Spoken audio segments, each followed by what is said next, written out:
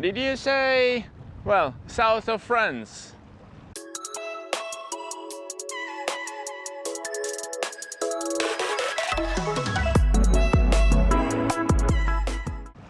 Hello everybody, welcome back to the channel. Thomas Love here from south of France. This region is called Provence, and I'm here because I'm testing my Lumix LX15, getting ready for the Leica D-Lux 8, and I have a new addition, which is this Ulanzi MT something, which is kind of in between a tripod and a monopod. So it has 3 legs, but then it's a monopod, and so with this wind it's kind of wobbly, and so I'm using it as an extension for my arm, because the Lumix LX15 gives me a crop of 50% when I want to record 4K, and so basically the 24mm I have on this glass become 36, which is a bit tight for vlogging, and so I'm giving it a try with an ND filter. I'm giving it a try with this autofocusing set on face recognition, despite of course it's not a Sony, so when I'm using a hat it doesn't get me that much, it might lose me, but then you know, there's this sun which is quite high, and so the shades are strong and from above, which is what you want to avoid. But this morning I didn't manage to come here on time, and so getting ready for the Leica D-Lux 8. Why is that? Because the latest one was the D-Lux 7. It was good enough so that also we had a Panasonic counterpart. There was the LX100 Mark II, which was a very good camera. So good stable, good micro four thirds. I'm sorry, I hope the muffled here will clean out the wind, otherwise I'm trying to face it to avoid having in the mic. And then what to say about the D-Lux 8? Will it have a mic jack? Will it have a good stable, good enough for vlogging?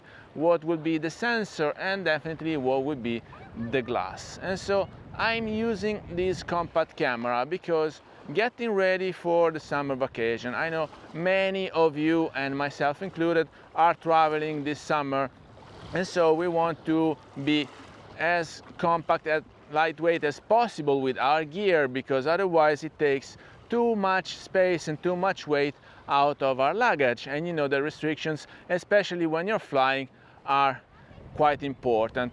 But then you will have to face the fact that we have been spoiled by full frame. We discussed already, so if you missed that episode, please find it up here. And we discussed what you will have to compromise on when you're transitioning from full frame to a compact camera. Well, definitely there's no mic jack.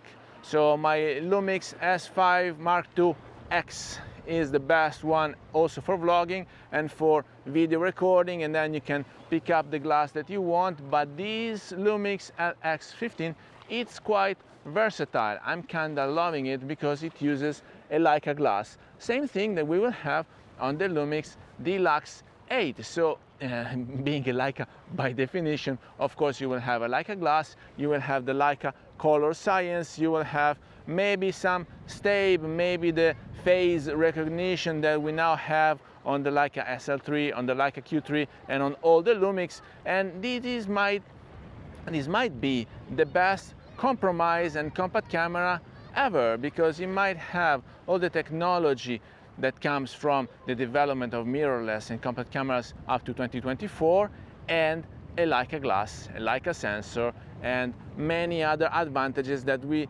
love from the Leica color science. So we will keep waiting together. Stay tuned, because on this channel I will keep you posted for all the news that I have about that camera. So yeah, sorry, I was doing kind of a review of this Ulanzi MT something, and I'm using it as a selfie stick. And I'm using it like a selfie stick because it was a bit wobbly with this wind today. But of course you can open it, it goes up out to 2 meters, so you will have a quick station in front of you at eye level anywhere you're going. So for the price that I paid, which is 24 euros included taxes and shipment, I guess this value cannot be beaten at all. So fairly recommended. I will keep using it for this summer. Just a fair point to say, if you have a compact camera, you don't have any troubles, but if you have a mirrorless or a DSLR, well, the telescopic extensions might not sustain the weight of the camera. So just use it with smartphones or compact cameras, or anyway, anything that is light enough for this telescope to sustain the weight.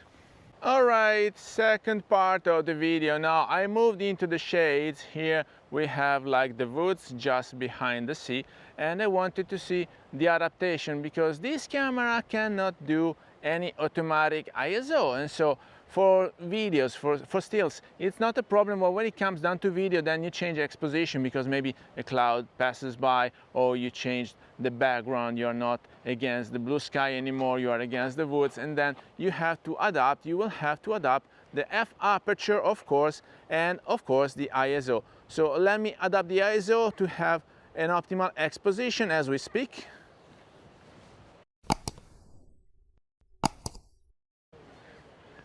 There you go. I moved from 125 to 400 ISO, and now we'll have to adapt the f aperture.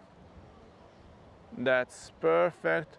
1.8 is a bit underexposed, but all these things are not happening with the new Leica D-Lux 8 because that's smart enough. My compact camera is an old project, and so this is why there are plenty of things to be adjusted manually. And then, guys, we will see, because technology made a big leap. It was a jump forward, and then oh, it's still a bit underexposed, so now I'm going back to 1.4 because this glass can give me 1.4 f aperture. I basically picked it up for that because I wanted to have some separation from the background despite this tiny sensor. And so if I zoom in, of course, it will change the exposure. It doesn't recognize me anymore. Let's see if we can help the camera just a tiny bit. And here it's overexposed. Let's have fun, guys. I'm at f2 right now. It looks better. 400 ISO, 1-inch sensor, plenty of wind. I hope the wind doesn't ruin the recording. Anyway, I will try to clean it up with Google Enhance in Adobe in post, but the light seems good. The color science, I have to say, I'm a bit puzzled because I love Lumix color science because it comes from Leica, but with this JSR and the filter in front of it, well, it tends to turn everything into bluish nuances, and so this is why saturation is a bit lost, but without it I can only use it inside, so in internal recordings. So with that, I hope you got some value out of this video. If you did, please remember to like it, share it on social media, subscribe to the channel so you won't miss any videos to come, and I guess I will see you later. Thank you. Bye bye from south of France, and I will keep exploring south of Europe for you this summer, so stay tuned because me and my compact Lumix will keep traveling.